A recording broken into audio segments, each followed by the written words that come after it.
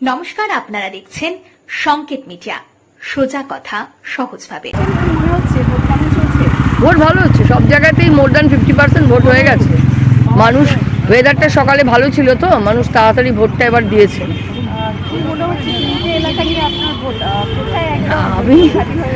আমি ওরকম ভাবে কিছু মনে হচ্ছে বলে ওপর কিছু দিতে চাই না। আমি বরাবরই আশাবাদী যে মানুষ এবারে তাদের অমূল্য ভোট নিশ্চয়ই তৃণমূল কংগ্রেসের পক্ষে দেবেন, কারণ তারা প্রত্যেকে একটা ডেভেলপমেন্ট চাইছেন।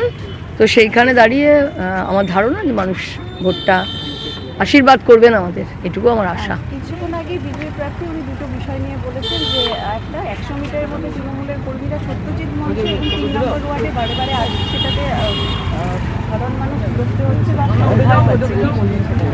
উনি কি বললেন আমার কিছু যায় আসে না। উনি ভুলে গেছেন আমিও 3 নম্বর ওয়ার্ডেই থাকি, হ্যাঁ, এবং সত্যজিৎ মঞ্চের উল্টো দিকে আমার বাড়ি। এবারে ওনাকে বুঝতে হবে যে প্রত্যেকেই ভোট দিতে আসছেন, লোক নিয়ে আসছেন, ওনার পোলিং এজেন্টরা আছে, বিভিন্ন সবাই আছেন। এবার উনি কি বললেন, ওনার যদি লোক থাকে তো উনি নিয়ে বেরোন না, কিন্তু বারণ করেনি কাউকে। এবং ভোটের সময় তো ক্যান্ডিডেটের বেরোবারই কথা, দেখারই কথা চারদিকে কেমন ভোট হচ্ছে। উনি দেখুন, আমার মনে হয় সেটাই ভালো, বাড়ির সামনে 25 জনকে নিয়ে বসে না থেকে। ক্যান্ডিডেট প্রসঙ্গে উনি বলেছেন যে ক্যান্ডিডেট 3খানা গাড়ির কনভয় নিয়ে কেন ঘুরছে, এতে মানুষ আরও বেশি ভয় পেয়ে যাবে। কোনো 3খানা গাড়ির কনভয় নেই, আমার সঙ্গে আমি একা যাচ্ছি গাড়িতে। অতএব মিথ্যে কথা শুনুন। এই যে বিজেপি যে মিথ্যের উপরে নির্ভর করে সব কিছু করে, এটা বোঝা যায়।